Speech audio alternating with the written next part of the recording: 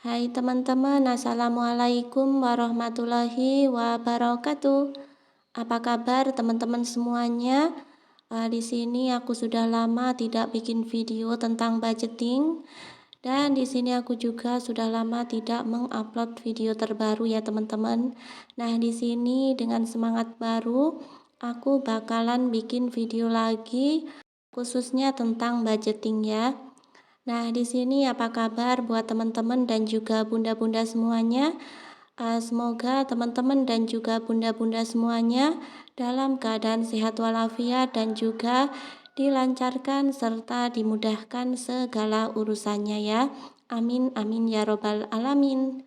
Nah, di sini teman-teman untuk video aku kali ini aku bakalan membahas tentang cara membuat budgeting khususnya di sini untuk pemula ya.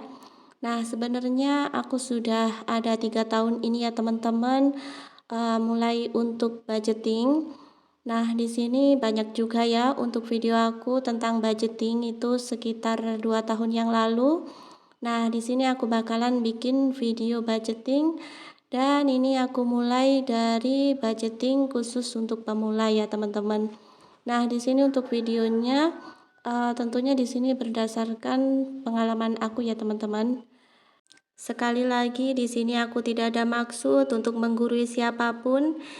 Di sini kita saling belajar dan juga sharing bersama untuk menjadi seorang ibu rumah tangga yang jauh lebih baik dari sebelumnya. Nah, teman-teman, buat yang sudah menonton dan mengklik video aku, di sini aku ucapkan terima kasih banyak. Jangan lupa dukungannya dengan cara like, komen, dan juga subscribe ya.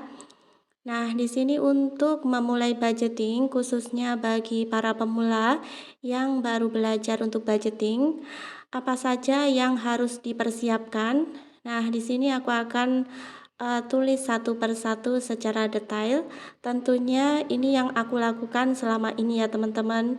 Mungkin kalau ada ketidaksamaan dengan teman-teman yang lain, itu juga tidak masalah ya teman-teman, karena di sini yang aku tuliskan itu berdasarkan pengalaman pribadi aku saja dan yang aku lakukan selama ini ya. Nah, yang pertama, pastinya teman-teman sudah berniat ingin memulai budgeting, jadinya teman-teman menonton video aku ini. Nah, di sini selain niat, apa saja yang harus dipersiapkan? Nah, tentunya harus ada peralatan untuk budgeting. Karena untuk budgeting itu kita harus ada catatannya ya teman-teman, untuk memudahkan kita dalam mengelola anggaran rumah tangga. Di sini yang pertama teman-teman harus mempunyai buku tulis. Teman-teman bisa menggunakan buku tulis seperti yang aku pakai. Ini juga terjangkau ya teman-teman, harganya cuma Rp5.000 saja. Atau teman-teman bisa gunakan buku jurnal atau buku binder khusus untuk mencatat keuangan. Nah, tentunya semua peralatan itu harus kita sesuaikan dengan kemampuan kita ya teman-teman. Selanjutnya ballpoint dan juga penggaris. Nah, kalau kalkulator itu bisa pakai kalkulator di HP saja ya. Nah, di sini selanjutnya juga kita harus persiapkan untuk alat mengelola keuangan. Nah, seperti yang aku contohkan di sini, bisa menggunakan dompet pintar seperti ini ya teman-teman. Dan untuk mengelola keuangan tadi sudah aku perlihatkan ya sebagai contohnya. Jadi disendiri-sendirikan seperti itu. Atau kalau belum punya, teman-teman bisa pakai amplop seperti ini saja. Nah, untuk amplopnya di sini kita tulis ya teman-teman sesuai dengan kebutuhan kita. Nah, setiap keluarga itu kan berbeda-beda ya. Jadi di sini kita sesuaikan saja apa kebutuhannya, kita tulis di sini. Misalkan untuk bayar kontrakan, untuk SPP anak, belanja bulanan, biaya makan dan sebagainya ya teman-teman. Nah, kalau sudah kita simpan dulu ya teman-teman untuk peralatan-peralatan yang sudah kita persiapkan. Jadi nanti sewaktu gajian tinggal dimasukkan saja anggarannya ke dalam amplop ataupun dompet pintar ya teman-teman. Nah, kalau tidak punya keduanya, di sini bisa juga teman-teman itu pakai alat yang paling simpel, yaitu karet gelang. Cuma di sini ada kekurangannya, yaitu uang yang kita simpan jadi kurang rapi ya teman-teman. Jadi nggak lurus gitu ya teman-teman. Kalau kita gulung-gulung pakai karet gelang, pasti uangnya itu jadi kelipet gitu ya teman-teman. Nah, silahkan bisa dipilih mana yang paling mudah dilakukan, itu tergantung dari masing-masing tentunya ya. Nah, di sini selanjutnya kita masuk ke poin yang kedua. Nah, untuk cara memulai budgeting bagi pemula, yang kedua di sini yang perlu kita lakukan yaitu mencatat dan juga menghitung semua pengeluaran. Nah, pengeluaran apa saja yang harus kita catat dan juga dihitung? Di sini aku tulis ya teman-teman untuk garis besarnya atau untuk contohnya ya teman-teman. Yang pertama, di sini teman-teman harus menuliskan pos kewajiban. Nah, untuk kewajiban itu contohnya seperti apa? Yang pertama seperti untuk tagihan listrik, kemudian untuk membayar hutang atau angsuran gitu ya teman-teman. Seperti juga untuk biaya sekolah, kalau misalkan ada sewa rumah ataupun bayar kontrakan, nah itu juga masuk ke dalam kewajiban. Lanjut di sini kita masuk yang kedua, yaitu harus ditulis juga untuk kebutuhan pokok. Nah, untuk kebutuhan pokok ini sangatlah penting ya teman-teman. Jadi di sini untuk kebutuhan pokok meliputi dari beras, seperti juga untuk belanja bulanan dan untuk biaya makan sehari-hari. Lanjut di sini juga harus kita tuliskan untuk saving atau untuk tabungan.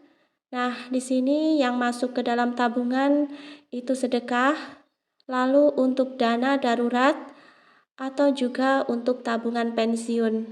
Nah, kalau misalkan ada tabungan lainnya, teman-teman tinggal kita tambahkan saja. Lanjut di sini juga ada poin untuk kebutuhan lain-lain. Nah, untuk kebutuhan lain-lain itu meliputi untuk jajan atau juga untuk skincare ya teman-teman, dan juga untuk biaya liburan misalnya ya. Nah, kalau ada yang lainnya teman-teman bisa masukkan juga di kebutuhan lain-lain.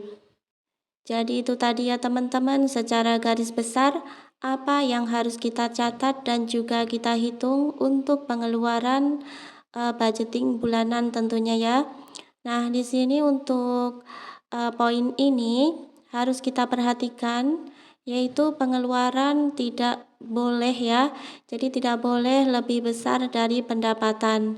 Nah, di sini kita harus menyesuaikan untuk pengeluaran ini dengan pendapatan di masing-masing keluarga tentunya ya teman-teman.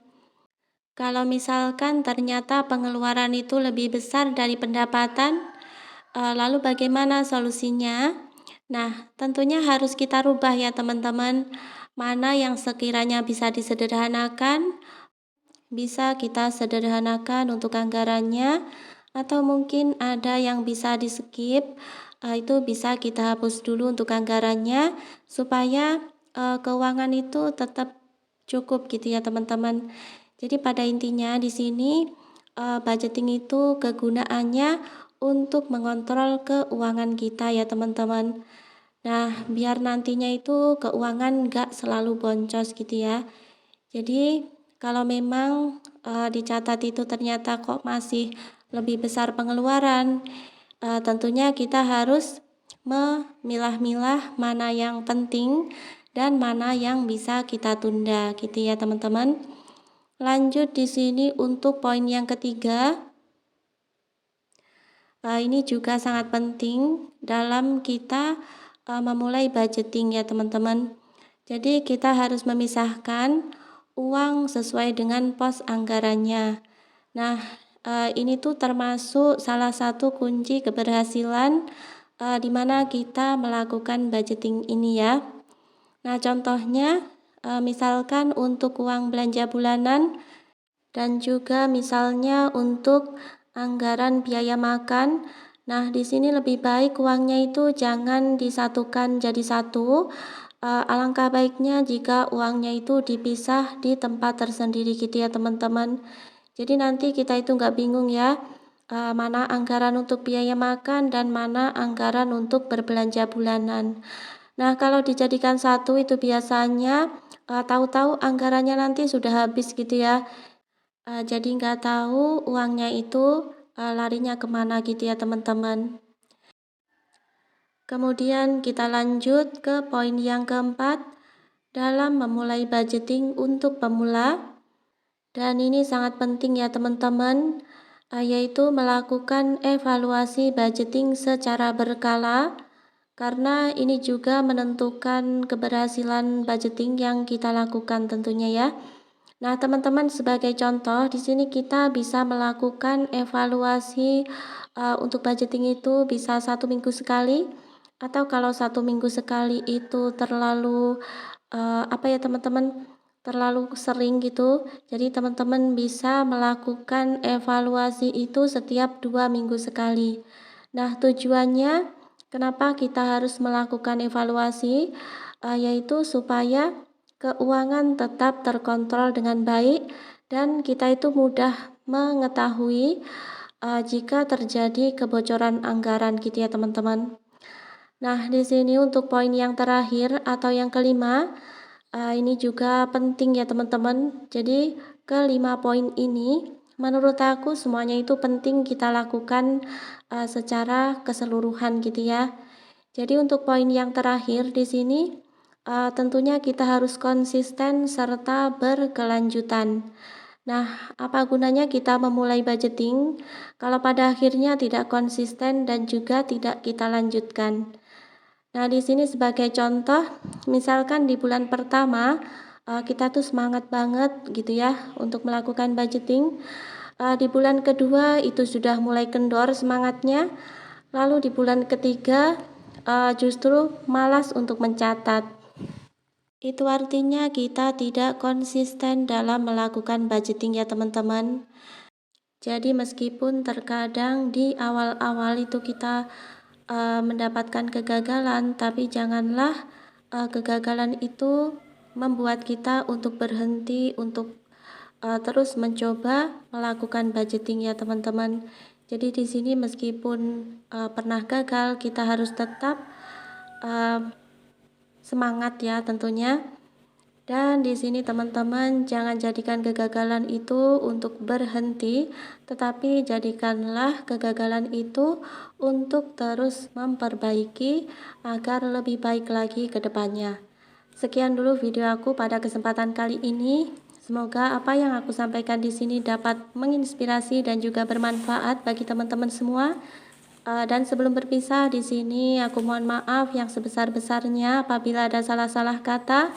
Akhir kata, wassalamualaikum warahmatullahi wabarakatuh. Sampai jumpa di video aku selanjutnya.